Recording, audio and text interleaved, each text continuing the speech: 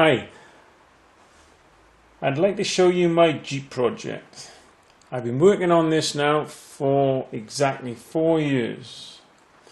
It's a 6-wheel drive World War II Willys Jeep. Brief history on the Jeep. They never went into production. Only 15 were ever made as prototypes. And there are only 2 known surviving today. This isn't an original 6x6, just a copy of an original.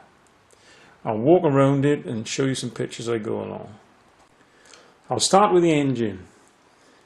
I haven't used the original 4-cylinder Jeep engine. I've used a 6-cylinder Studebaker engine fitted to the Weasel. CC about 2.7 compared to the 2.2 of the Willys standard Jeep. Bell housing, Studebaker, gearbox and transfer box M38. Needed to use this because the transfer box is slightly bigger to take the extra selectors and gears that a very clever bloke called Andy built into this transfer box to make this rear prop shaft drive at the same speed as the normal prop shaft using the high and low ratios. As you can see, I've built into the transmission a PTO on this first prop shaft to enable me to disengage the rearmost axle to eliminate any risk of wind up. Clutch levers similar to a Jeep, but levers rather than cables. Onto the chassis now and the first extension. I started with a standard wartime Jeep chassis. I'll show you a photo where I started. Cut off just past the gun mount. Extended all the way back roughly 4-5 feet without the extra piece at the back, which is demountable. The square you see there is the gun mount base. I'm going to mount a 37mm gun in the back.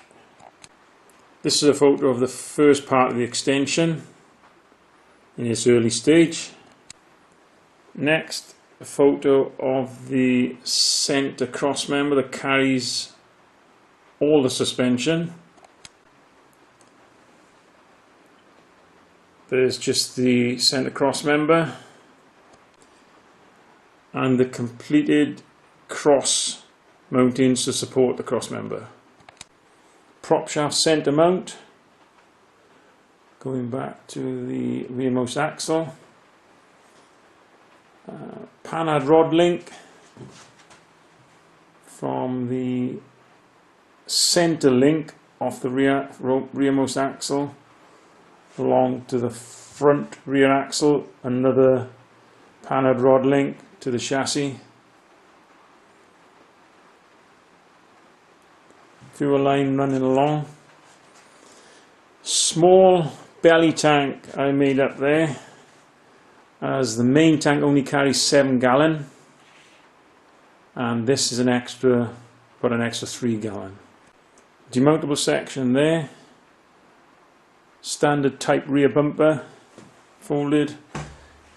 Standard bumperettes with lifting eyes. Standard tow hook with eyes.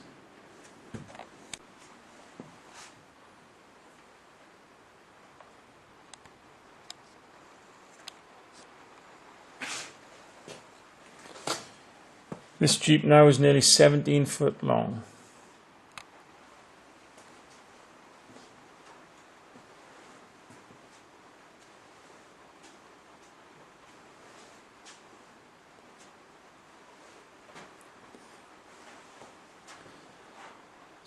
.750 by 16 tyres, much bigger than the standard 600 on the normal Jeep.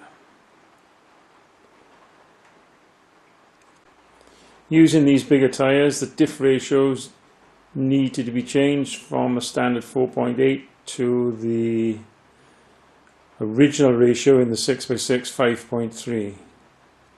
Another chassis section extended, as the engine is 8 inches longer than the 4-cylinder. Everything had to be extended because the radiator would have been over the top of the cross member. Another mounting point moved there. The spring hanger needed to be moved forward by 7 or 8 inches as well. Onto the other side now. You can see this front rear axle is in standard position as the normal Jeep, but the rearmost axle, the diff, is on the opposite side. What I done there was to cut the axle tubes off, swap them over, machine the 2 sleeves and weld them back in.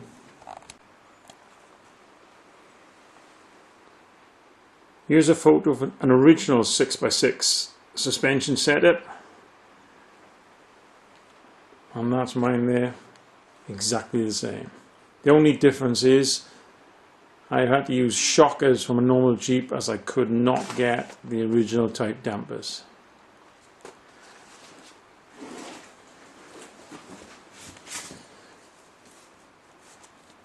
You'll see on this front axle spring mount, it's just a welded bracket that carries the springs, but the rear axle spring mount is in 2 pieces to enable the axle to pivot inside the spring mounts.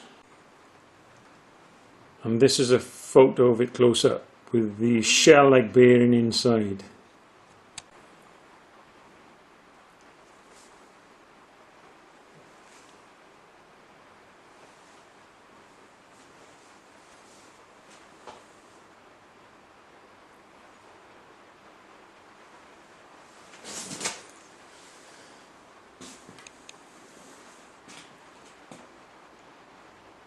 Another conversion, the inlet and exhaust manifolds are on the opposite side of a normal Jeep, so I had to make up this downpipe.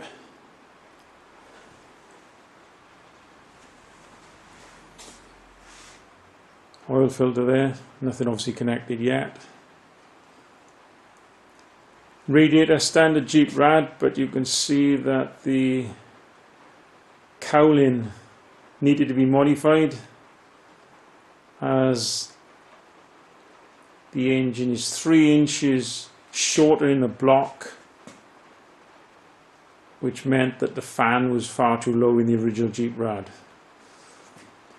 Another conversion on the rad, the water pump is on the opposite side on this engine, so I needed to cut out the original outlet on the other side and graft it back into this side.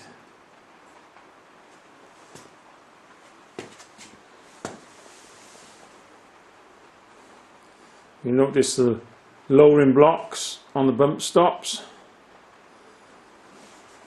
That's for the to stop the axle coming up too far, because now I've fitted, if you can see, made and fitted exactly the same drive setup for the capstan winch as an original.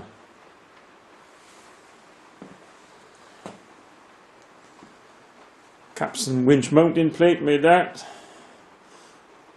as close to the original as I can see, complete with rope roller. Very rarely see those on a Jeep. Front tow hooks of the half track, and also something never fitted to the Jeep. I made a scaled down version of the ditch roller, an identical copy even down to the last rivet, and you can just see the track where the square bush travels up and down. Back over this side, one thing I forgot was, you might have noticed an extra lever there attached to this rod that goes all the way along.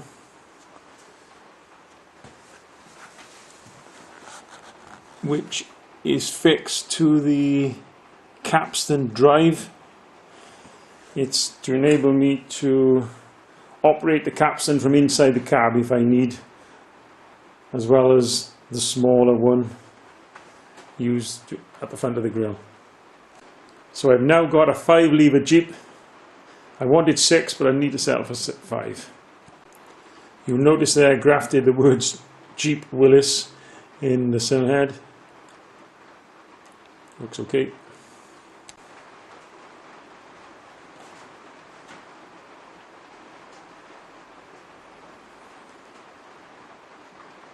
And that's it.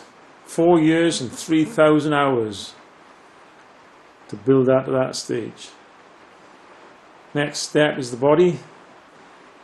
I'm hoping that will be done in about the next, say, 8 months.